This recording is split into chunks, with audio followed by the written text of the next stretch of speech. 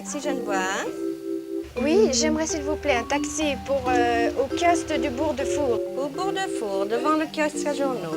Très bien, on arrive. Merci, madame.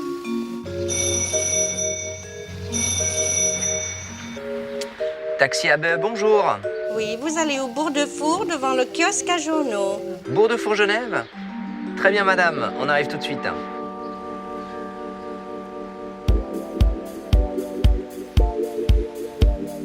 Bienvenue dans notre taxi ABE. On vous emmène dans le monde très animé, pour ne pas dire parfois très agité, des taxis. En 60 ans, le visage de nos villes s'est radicalement transformé, tout comme la profession. La mission du taxi, elle, est toujours restée la même. Le chauffeur doit avoir certains égards vis-à-vis du client. Une voiture propre, chauffeur agréable, transport confortable pour arriver à destination. Contrairement au transport public, les taxis sont une profession privée, mais encadrée par l'État. Et ce depuis toujours. À la différence des bus ou des trams, il ne s'agit pas d'un service public, mais d'un service au public, assuré par des exploitants privés qui sont en droit de se réclamer de la liberté du commerce. Généralement, les autorités se contentent de concéder un certain nombre d'emplacements publics réservés aux taxis en attente. Depuis, vous allez voir, du côté de la réglementation, ça a légèrement changé. Donnons justement la parole à l'État. Notre première passagère a mené les nombreuses consultations avec les chauffeurs de taxis genevois pour aboutir à la nouvelle loi sur les taxis, entrée en vigueur à Genève il y a moins d'une année, en novembre 2022. Est-ce que vous êtes prête à embarquer? Bien sûr, avec plaisir. Alors embarquez. On va vous conduire en toute sécurité, je vous rassure. Aucun doute, voilà. Est-ce que vous êtes bien installée, Madame Stoll? Très bien, merci beaucoup. Est-ce que vous pouvez me faire un petit clap comme ça? Il y a un nombre limité de taxis, il y a des règles sur les prix, il y a des règles sur le fait qu'il faut qu'un chauffeur de taxi ou une conductrice de taxi va prendre les clients qui se présentent à bord. Donc effectivement que c'est un service qui est vraiment et réellement disponible et qui est donc effectivement réglementé par un cadre légal. Des règles sur les prix qui déterminent un tarif maximum, libre au chauffeur de facturer moins cher. Un statut à part qui rend cette corporation si singulière. C'est peut-être pour ça qu'elle a toujours su faire entendre sa colère et ses revendications. Les chauffeurs de taxi se sont réunis et ont porté l'affaire devant le Conseil d'État. Pas de résultat pour le moment, si ce n'est la grève des taxis genevois, à l'exception d'une permanence d'urgence. Mais inversement, nos taxis font aussi beaucoup parler d'eux à l'étranger, et pour cause, la Suisse est l'un des pays où les taxis sont les plus chers au monde. Selon une étude du site Travel Daily News, ce sont même les tarifs les plus chers du monde, devant le Japon.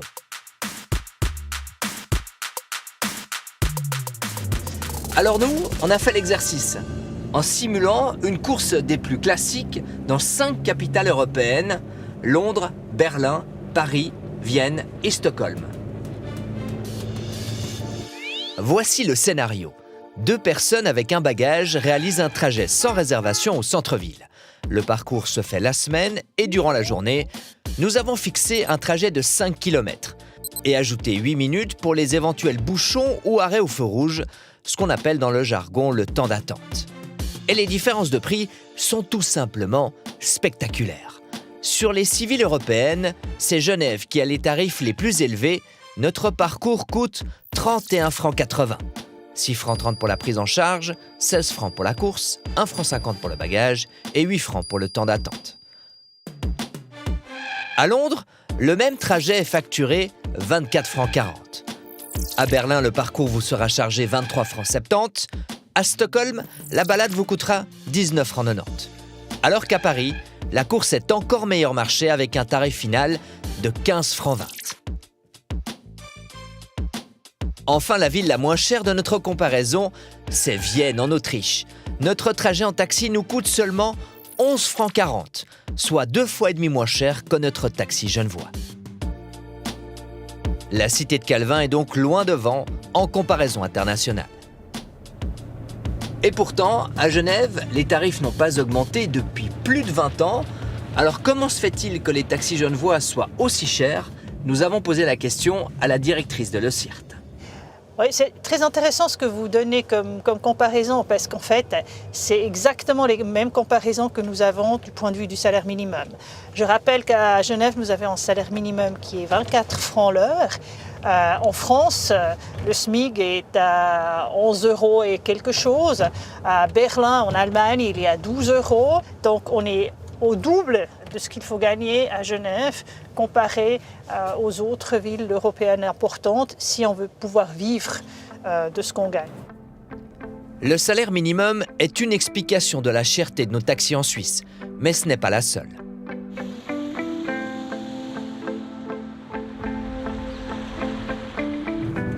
Pour la petite histoire, l'État souhaitait augmenter les tarifs de taxi dans la nouvelle loi, mais paradoxalement, ce sont les chauffeurs eux-mêmes qui se sont fermement opposés à une hausse des tarifs. Alors on a voulu comprendre pourquoi. C'est pourquoi on se rend à l'aéroport de Genève, une des stations de taxi les plus fréquentées du canton. Ici, ce sont entre 1200 et 1300 taxis qui viennent tous les jours charger et décharger des clients. Pour les étrangers qui arrivent, tout le monde, c'est vrai qu'ils remarquent qu'ils disent que c'est très cher, c'est pas normal. Le problème, c'est qu'il y a trop d'attentes, c'est pour ça que les prix doivent être là. Et ce n'est pas nous qui avons imposé ces prix, c'est bien l'État de Genève. Et si vous avez Interlaken, je pense que la prise en charge, il y a 7 francs et quelques. C'est le plus cher canton, je pense. À Zurich, c'est un peu plus. C'est la Suisse. Pour les étrangers, c'est très étonnant. Et même pour certains locaux, c'est, disons, un transport de luxe. Du côté des utilisateurs, le constat est toujours le même. Les taxis sont chers, pour ne pas dire trop chers. C'est cher, mais voilà, c'est la vie. Oh oui, c'est beaucoup. Très très cher. J'arrive de Londres et je peux vous dire que tout est la moitié de prix. Mais moi, j'ai voyagé un peu partout, surtout en Europe. Le tarif, il est pas... C'est réciproque, quoi. C'est réciproque par rapport au niveau de vie, c'est ça, la qualité du niveau de vie. Parce qu'ici, il nous faut minimum 6 000 ou 7 000 balles pour vivre normalement, quoi, à Genève. Et l'État a fixé les prix par rapport à quoi? Par rapport aux véhicules, par rapport à l'usage du domaine public, par rapport aux réparations, par rapport à l'usure, par rapport à beaucoup de choses. À Genève, en 20 ans, le coût de la vie a augmenté de près de 20%. Alors pourquoi les chauffeurs ont-ils refusé une hausse de tarifs? Pour rester concurrentiel aux autres acteurs. C'est ça la question. Rester le prix raisonnable par rapport aux autres acteurs, par rapport à Uber, aux autres aussi acteurs qui viennent de l'étranger. Et les taxis, ça ne bouge pas parce que sinon après on va perdre plus de clientèle. Et en plus que ça, avec l'arrivée des Uber, il nous a pris presque 60% de notre travail. On reprend notre limousine et on quitte Genève. Nous avons également comparé les prix des taxis en Suisse romande et là aussi il y a parfois des différences importantes. Et visiblement ces disparités ne datent pas d'hier. Comment savoir, lorsqu'on monte dans un taxi, combien on devra payer la course? Sion, La Chaux-de-Fonds, Yverdon, Fribourg, Neuchâtel, Lausanne, Genève. Nulle part, les tarifs ne sont les mêmes. Pour notre comparaison cantonale 2023, nous avons repris le même scénario. Un trajet de 5 km au centre-ville, de jour et en semaine avec 2 personnes et un bagage. Nous avons également compté un temps d'attente de 8 minutes. Et la palme d'or des taxis les plus chers de Suisse romande revient à la ville de Neuchâtel. Notre trajet coûte 38 francs 15, 6 francs 50 de prise en charge, 20 francs pour le trajet, 1 franc pour le bagage et 10 francs 65 pour le temps d'attente, soit 80 francs de l'heure, le tarif le plus cher de notre comparatif. Pour le même trajet à Sion, vous payerez 33 francs 70. Le prix descend à 32 francs à Fribourg. Genève est cette fois-ci très concurrentielle avec un tarif de 31 francs 80. À Delémont, le trajet est encore moins cher, 30 francs 20. Et enfin, selon notre comparatif, la ville de Suisse romande où les taxis sont les moins chers, c'est Lausanne, où le trajet revient à 29 francs 40.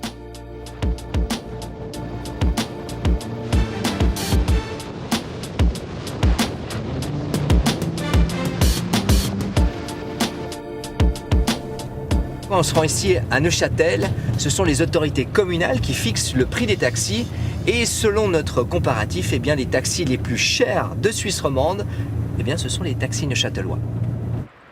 Notre prochain client est ce qu'on appelle dans le jargon un bon client. C'est le porte-parole de la ville de Neuchâtel. C'est à lui que revient la dure tâche de commenter cette première place. J'espère que ce ne sera pas trop cher pour vous. Où est-ce que je vous amène? Alors, direction Boudry, par le bord du lac. Parfait. Voir ce beau bord du lac de Neuchâtel. C'était une certaine surprise pour nous. Alors, on savait qu'on était effectivement relativement cher, mais c'est vrai que vous avez pointé du doigt effectivement ce tarif d'attente qui est particulièrement élevé chez nous. Je pense que vous pouvez prendre sur la gauche. Donc c'est vrai que les tarifs paraissent élevés, mais ils ne sont pas toujours appliqués de manière maximale. Si l'on prend le temps d'attente, par exemple, il y a des compagnies qui font, au lieu des 80 francs autorisés de l'heure du temps d'attente, soit 70, voire 60 francs. Et heureux hasard ou non, il est possible qu'à l'avenir, le prix du temps d'attente baisse à Neuchâtel. La ville a discuté récemment avec les concessionnaires de taxis pour discuter de la possibilité de revoir ce tarif, ce taux d'attente à la baisse. D'accord. Et la discussion est en cours du côté des représentants du métier. Des prix qui baissent à Neuchâtel et qui pourraient par exemple augmenter juste à côté, à Boudry. C'est la beauté du fédéralisme. Comme ce sont les communes qui fixent les tarifs, on pourrait dans l'absolu avoir 671 tarifs différents en Suisse romande. Alors absurde ? On profite de notre présence ici à Neuchâtel pour aller solliciter l'avis de l'Association suisse des taxis. Bonjour Monsieur Piller. Michel Piller est le président de cette association fondée il y a 4 ans. Comment vous trouvez notre beau taxi ABE? Elle ambitionne de fédérer la corporation et de lancer une plateforme de réservation nationale. Mais pour une éventuelle harmonisation des prix, là la réponse est sans appel. Je vous laisse faire un petit clap. Vous prenez des différences géographiques, vous prenez un taxi à Genève pour qui le 70% de ses courses sera sur l'autoroute. Prenez un taxi en Valais, à Martigny, puisque je suis installé à Martigny. Le 70% des courses, c'est des départs en montagne. Donc vous imaginez tout de suite les différences de coûts, d'usure, de consommation de carburant. C'est pour ça que c'est un peu utopique de vouloir faire les mêmes tarifs partout en Suisse. Des tarifs différents, mais toujours jugés très chers. Même s'ils reflètent le coût de la vie, ce prix est souvent source de mécontentement. Alors pourquoi ces tarifs agacent-ils autant? Notre président a une explication. En général, le taxi, on paie le taxi, il ne nous reste rien. On paye une chambre d'hôtel, on a mangé, on a dormi, il nous reste plus que d'avoir été promené en taxi. Voilà peut-être une explication. Retour à l'aéroport de Genève avec cette scène désormais classique. Je paye en euros, 40 minutes, c'est combien?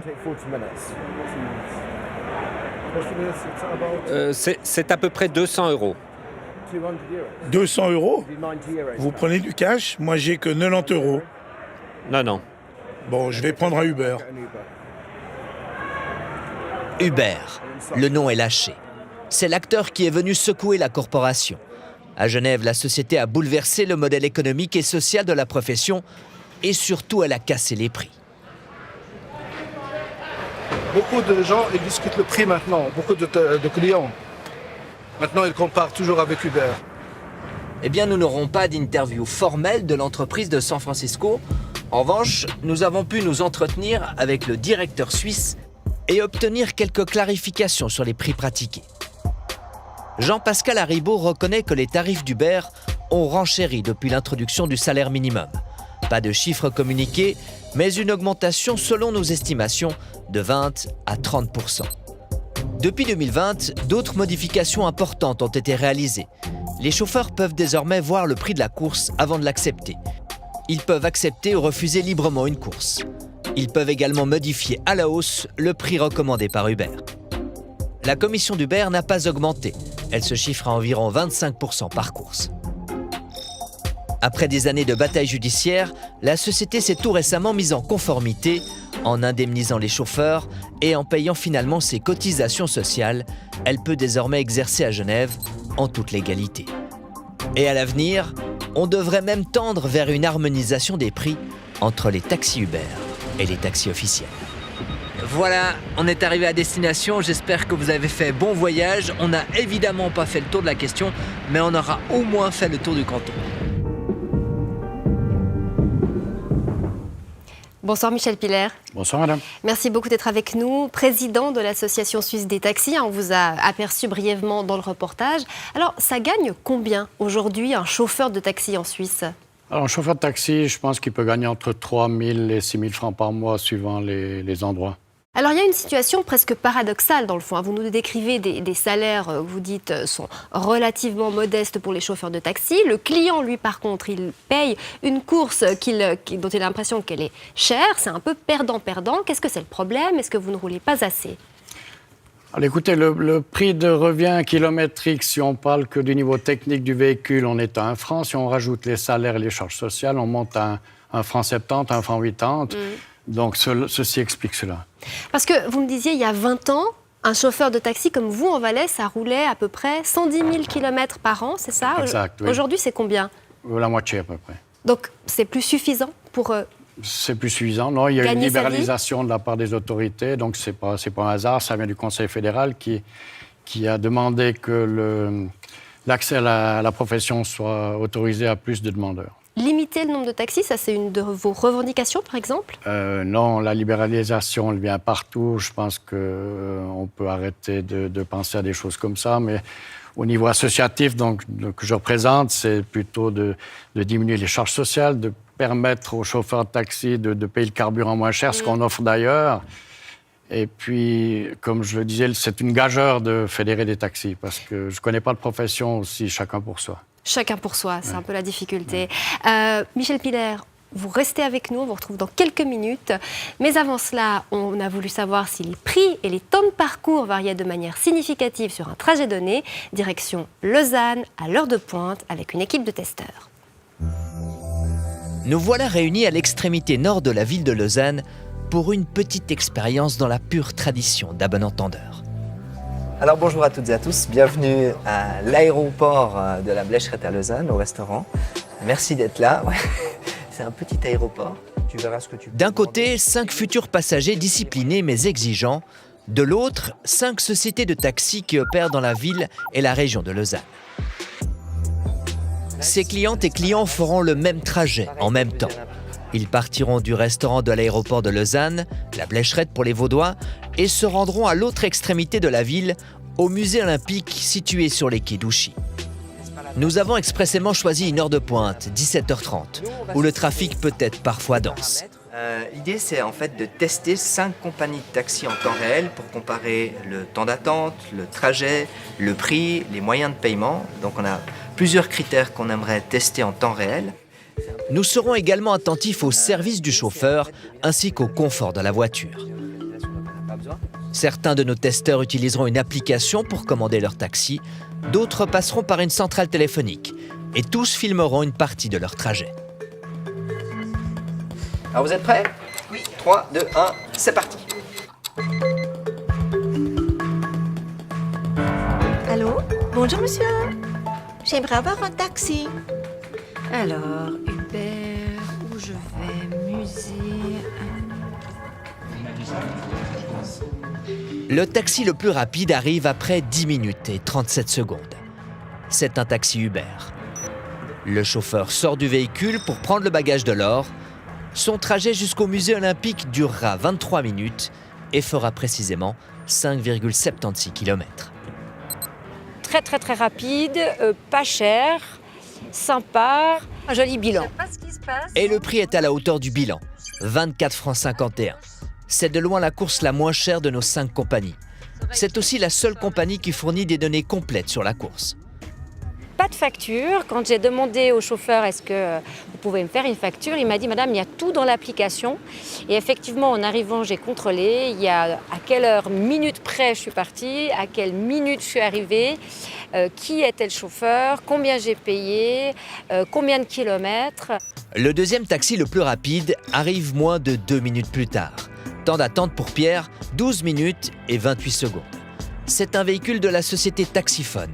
Et pourtant, c'est le dernier taxi à avoir été commandé. L'utilisation de l'application n'a pas fonctionné. Pierre a dû finalement réserver son véhicule par téléphone. Alors, bilan positif pour la prise en charge. On m'avait dit d'attendre 5 minutes. 6 minutes après, le taxi était là.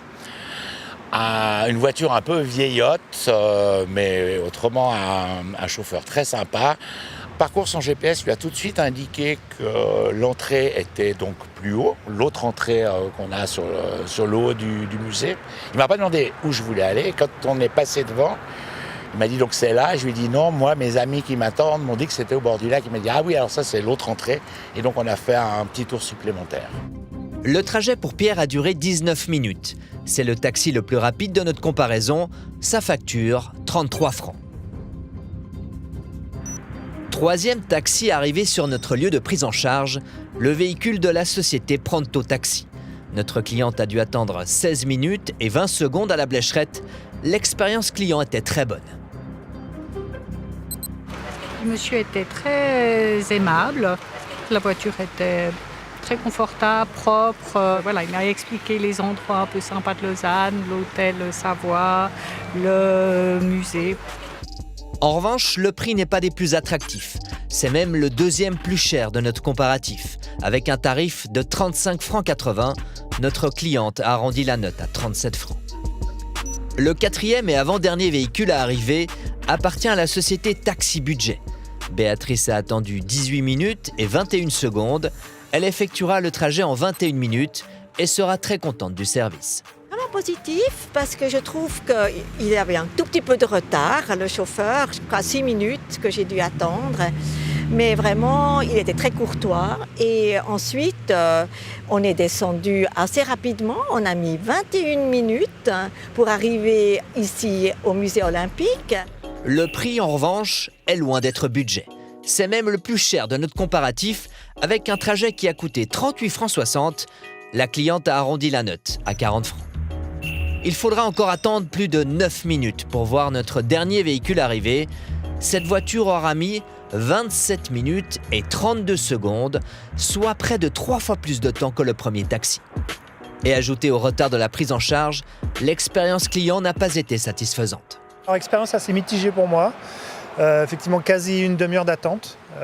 Voilà, bon, justifiée par apparemment des manifestations dans Lausanne qui ont créé ce retard. Il s'est excusé platement. Deuxième chose, véhicule quand même relativement sale. C'est la première fois, pourtant j'ai pris beaucoup de taxis dans ma vie, c'est la première fois que je vois les courses du chauffeur de taxi éparpillées dans le coffre. Donc le ketchup, les pâtes, etc. Ma valise, il a fallu pousser les courses pour poser ma valise. Et puis un petit café pas fini dans le porte-gobelet devant moi. Et pour rajouter encore un peu d'huile sur le moteur, le paiement n'a pas pu se faire via l'application. Donc j'ai commandé via l'application ce taxi dans lequel on peut rentrer les coordonnées bancaires pour payer. Donc je m'attendais à ce que je puisse utiliser ce système. Donc d'ailleurs je l'avais expressément choisi en faisant la commande.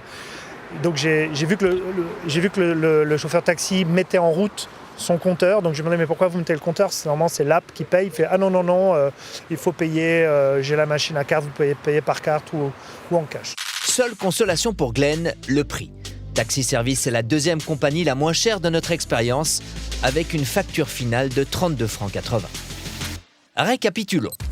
Le taxi le meilleur marché est un Uber, avec un prix imbattable de 24,51 francs. Mais avec un temps de trajet de 23 minutes, c'est la voiture qui a mis le plus de temps pour traverser Lausanne. Deuxième moins cher, la société Taxi Service avec une facture de 32,80 francs.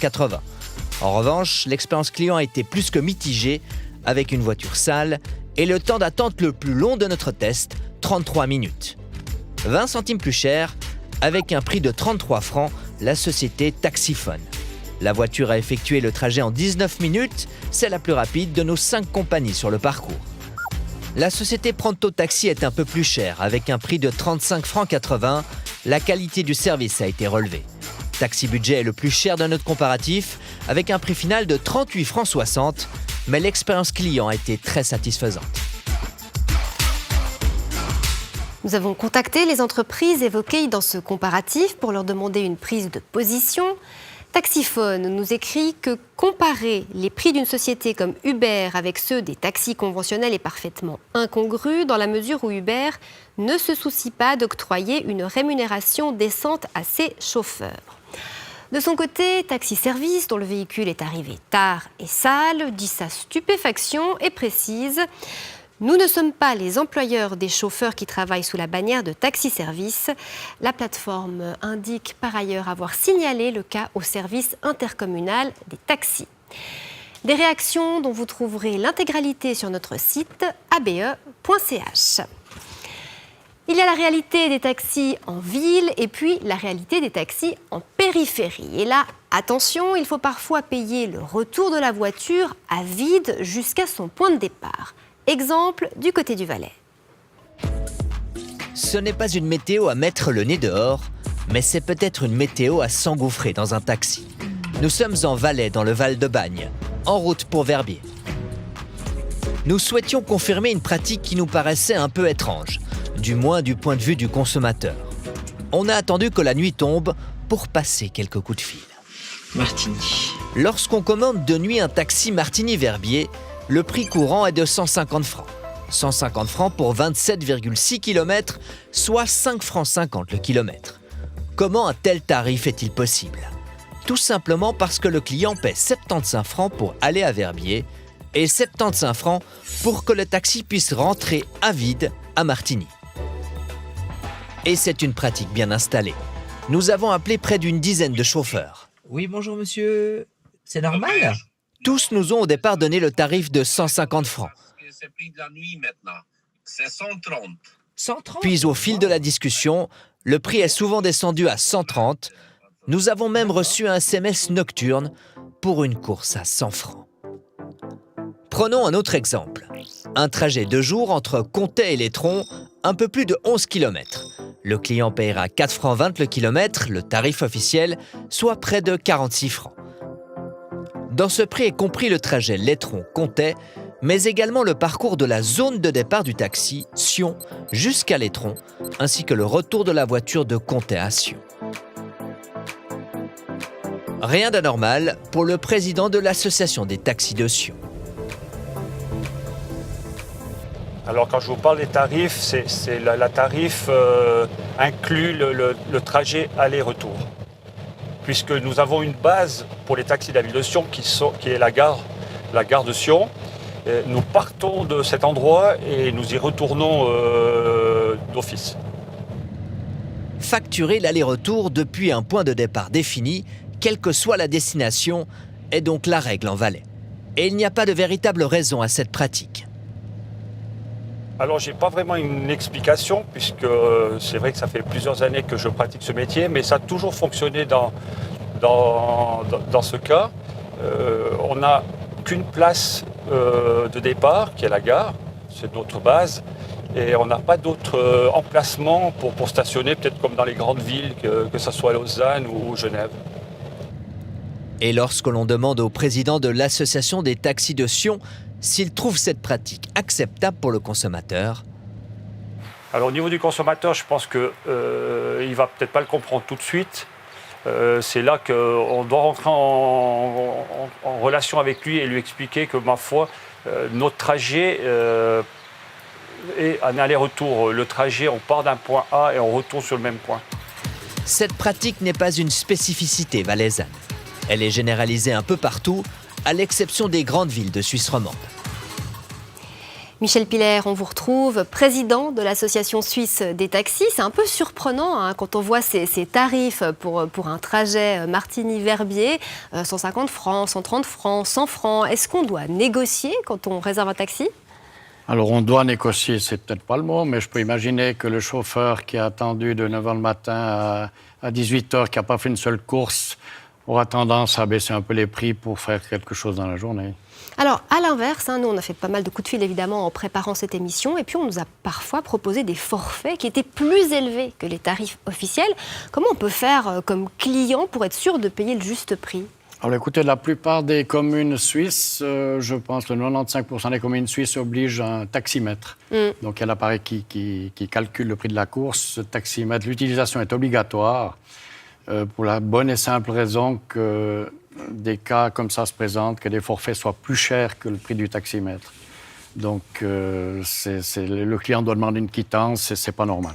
Donc, même si on a négocié un forfait, toujours demander que le taximètre soit enclenché. Exactement. Et puis, pourquoi pas se renseigner sur les tarifs officiels qui sont en général publics. Merci beaucoup. Très bonne soirée à vous. Merci beaucoup. Faites de chaque nuit un rêve. C'est le slogan de la marque de matelas Emma. Vous avez peut-être déjà vu ces très nombreuses publicités à la télévision ou sur les réseaux sociaux. Le problème, c'est que trop souvent, le rêve vire au cauchemar. Exemple avec Gabriel Tégédor. Début de l'année 2022, on avait l'intention, plus ou moins avec mon épouse, de changer de literie. On a reçu un bon de réduction chez Emma. Puis on s'est dit, bon, mais pourquoi pas, finalement. On est allé voir quelques avis sur Internet, on a visité le site d'Emma, on a dit, bah oui, 100 nuits d'essai.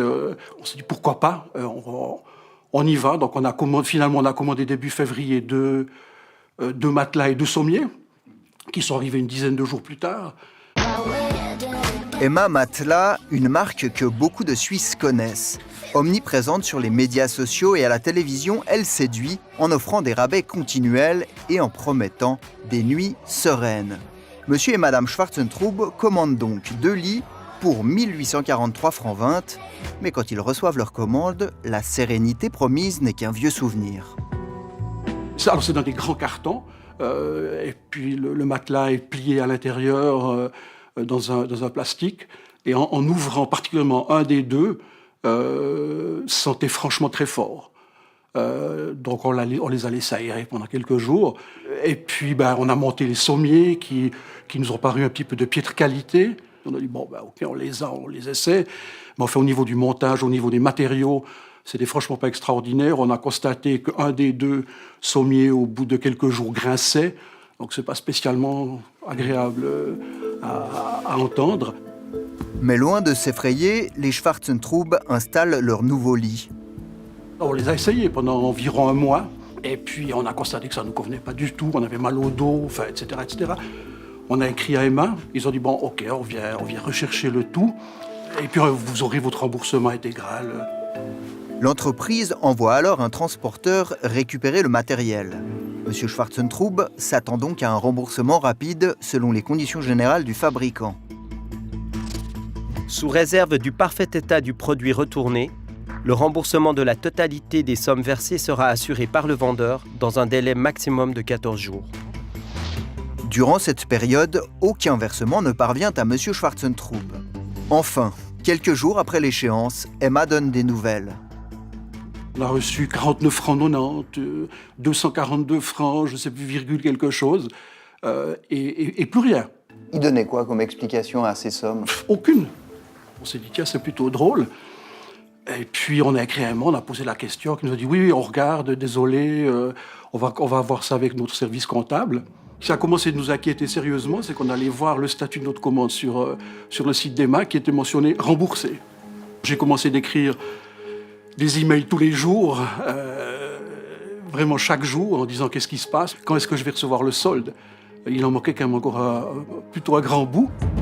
Précisément, il manquait encore 1550 francs et 36 centimes, alors que le matériel a été retourné et que le fabricant a validé. On a eu ce genre de doute qu'on faisait traîner les choses pour nous fatiguer suffisamment puis qu'on n'insiste plus. Le cas de monsieur et madame Schwarzentraub n'est pas isolé. À la Fédération romande des consommateurs, la société Emma est bien connue. On a effectivement reçu des plaintes récurrentes depuis 2 ans, plus d'une vingtaine, presque une trentaine. Tout est fait en fait pour que le consommateur tombe dans le panneau, effectivement, soit attiré. Le site est assez bien fait Et les prix sont attractifs. Des prix qui misent sur des rabais très réguliers. De quoi convaincre notamment monsieur et madame Schwarzentraub. On a eu ce bond de 50%. Si on regarde la pub télévisée, très souvent aussi, actuellement, on est à Winter Sale à 62%. Probablement qu'ils vont bientôt les donner, je ne sais pas, mais oui, ça paraît bizarre. Si vous allez sur le site, il y a quasiment toujours une réduction quelconque. Alors sur plan légal, des soldes sont valables pendant une période limitée et restent licites si le produit a déjà été proposé au prix non soldé. Mais chez Emma Matelas, les soldes semblent constants. Si tel est le cas, elle violerait effectivement la loi sur la concurrence déloyale et pourrait être susceptible en fait d'une sanction, d'une amende. Mais sur Internet, la plupart des plaintes ne concernent pas la validité des soldes, mais des retards de livraison qui vont jusqu'à 8 mois dans certains cas, des défaillances du service client et des remboursements très lents. Monsieur Schwarzentraub découvre alors que son cas est loin d'être isolé. Qui peut me donner une adresse afin que je puisse envoyer un courrier recommandé? Mes recherches n'aboutissent pas. Quelle honte, ce site marchand. 1 mois pour être livré, sommier était défectueux. Site sans scrupules qui ne respecte pas ses engagements. J'ai enfin reçu mes matelas après 3 mois d'attente. Il y en a une quantité impressionnante.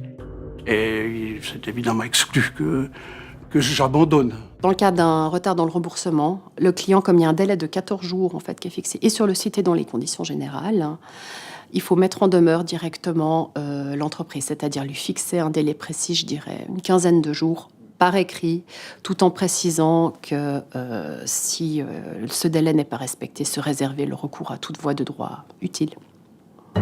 Monsieur Schwarzentraub continue d'appeler très régulièrement Emma et laisse de nombreux avis négatifs sur Internet. Et enfin... Autour de mi-mai ou quelque chose comme ça, j'ai reçu le solde de mon remboursement. Alors que j'y croyais plus. J'avoue qu'on avait franchement peur de ne pas récupérer notre argent, mais ça s'est finalement bien terminé. J'aime à croire que c'est le fait d'avoir fait du bruit un peu partout qui a un petit peu aidé les choses. Donc non, je ne recommencerai pas et je ne recommanderai pas. Nous avons interpellé la société Emma qui répond ceci. Nous sommes conscients des problèmes de qualité du service après-vente en Suisse et nous nous efforçons d'offrir les meilleurs standards à tous nos clients en améliorant nos processus et en augmentant les capacités avec l'aide et la consultation de l'équipe service client. Eh bien, on l'espère, puisque cela fait des années qu'ABE reçoit des témoignages de clients qui dénoncent les pratiques d'Emma. Et pour terminer cette émission, quelques exemples d'absurdité totale repérés par nos téléspectateurs consommateurs. C'est notre chronique C'est ballot. Oh, c'est ballot. Ah, c'est ballot. Ah, c'est ballot. Bonsoir Malik Mellier. Bonsoir Linda. Alors pour commencer, vous nous avez apporté le magazine Mon Argent, qui est donc une publication de bons à savoir avec qui on collabore régulièrement à ABE. Voilà, tout à fait Linda. Alors question prix et question argent, ils sont pointus, vous pouvez me croire. Je vous crois. Et pourtant, si vous achetez le journal au numéro, donc il y en a 6 par année, c'est marqué, ça coûte 6 francs, donc 6 x 6, 36. À ce prix-là, vous me direz, on peut éventuellement s'abonner. Alors, à la page d'après, il y a le tarif des abonnements. 6 numéros une année, 39 francs. Donc, le prix à l'abonnement est plus cher que le prix au numéro. C'est ballot, hein. Oui, c'est totalement étrange. Normalement, c'est plutôt le contraire. Alors que vous a répondu le responsable du magazine? Que c'est tout à fait normal, parce qu'avec l'abonnement, vous avez aussi droit à des conseils juridiques que vous n'avez pas avec l'achat au numéro. Oui, bah ça, on peut l'entendre. Oui, sauf que le plus drôle, c'est que en fait, ce journal ne se vend pas au numéro. Vous ne pouvez l'avoir que par abonnement. Oui, donc ça, c'est pas tout à fait cohérent. Autre incohérence dans un autre domaine, maintenant, au rayon alimentaire, au niveau des étiquettes. Voilà, alors ce tout petit paquet, c'est les friandises aux dattes, aux noix de cajou et au cacao.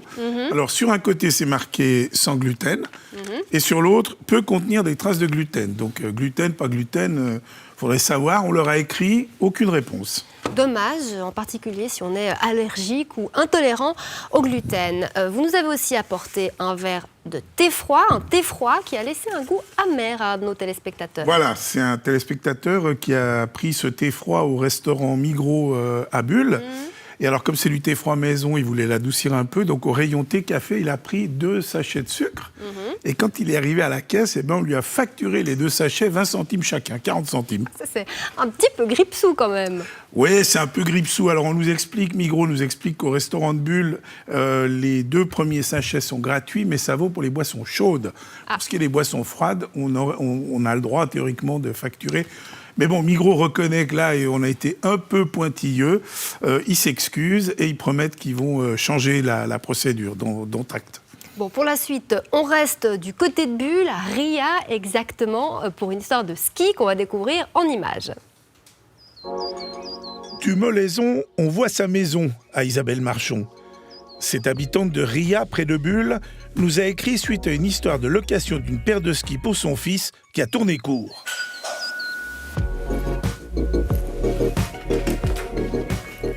Bonjour Madame Marchon. Bonjour. Malik Mélier, bonjour. Enchantée, bienvenue. Alors, c'est par là. Elle va nous raconter tout ça. Alors, mon fils avait une journée de ski avec son école. Et comme on n'a pas de ski, il fallait en louer pour une journée. J'ai regardé chez Oxner Sport, sur le site, et j'ai vu que c'était possible, 10 jours avant la date, de louer des skis. En février dernier, Isabelle Marchon surfe donc sur le site d'Oxner Sport jusqu'à la page location de ski. Et elle réserve pour son fiston Alexis une paire de skis et des chaussures pour une journée. Elle précise qu'elle viendra chercher le matériel au magasin Oxner de Bulle, c'est le plus près de chez elle. Suite à ça, on reçoit directement une confirmation par mail. Données saisies, réservation validée par sécurité, Madame Marchon se livre à une toute dernière vérification. Et 3-4 jours avant la date, je reprends ma confirmation et je vois qu'il n'est mentionné à nulle part que c'est bien au magasin de Bulle que j'ai fait cette réservation. Et là, grosse surprise. Du coup, j'ai appelé le magasin de Bulle. La première personne que j'ai eue au téléphone m'a dit « Oh, les réservations, ça ne fonctionne pas, mais je vous passe le responsable du rayon. » Et là, la personne que j'ai eue au rayon m'a confirmé exactement ça, que le système de réservation en ligne ne fonctionnait pas. Ça se perd dans le cloud, il m'a dit. Et que de toute façon, il n'avait plus de matériel à louer à Bulle. Pourquoi ? Alors, pourquoi ? Parce que cette année, ils m'ont dit qu'ils avaient eu peu de matériel. Et en plus, c'est clair, j'y avais pas pensé, mais c'était la période des camps de ski. La journée de ski d'Alexis, c'est dans 4 jours. Vu la situation à Bulle, la chose est plus que compromise. Pas de ski chez Oxner, pas de solution à me proposer. Et puis, heureusement, j'ai pu trouver une solution. J'ai une collègue qui avait encore les anciens skis et chaussures de ski de son mari, qui étaient à la bonne taille pour mon fils. Et du coup, ils m'ont prêté ces skis. Donc c'était un peu en catastrophe. C'était en catastrophe, oui. Quelle morale vous tirez de cette histoire, Madame Marchon ? Qu'un grand groupe comme Oxner Sport s'en fiche en fait du client, qui propose des choses qu'ils ne peuvent pas assumer, je trouve ça révoltant. Alors, nous avons évidemment contacté Oxner Sport. La direction s'excuse de ce pataquès. Elle assure qu'en principe, les réservations sur Internet, ça marche. Elle dit que c'est une erreur individuelle qui a fait qu'il n'avait plus de ski à louer malgré la confirmation. Et puis Oxner s'engage donc à dédommager Madame Marchon. Donc tout est bien qui finit bien. Bon, à propos de fin heureuse, une fois n'est pas coutume, on va terminer cette émission avec un peu de politique étrangère. Oui, Linda, samedi prochain à Zurich, c'est l'ex-président américain Barack Obama en personne qui sera sur scène pour une conférence où il va nous parler, entre autres, de sa vision de la société égalitaire. Alors, le petit problème, c'est que les prix des billets, ça va de 59 à 564 francs. Et si vous voulez faire une selfie avec le président, il faut rajouter 2500 francs. Oui, à ce prix-là, la société égalitaire, c'est pas pour tout le monde. En tout cas, merci beaucoup, Malik. Très bonne soirée. Bonne soirée. Et vous, vous pouvez aller voter pour votre absurdité préférée sur notre site abe.ch ou sur notre page Facebook.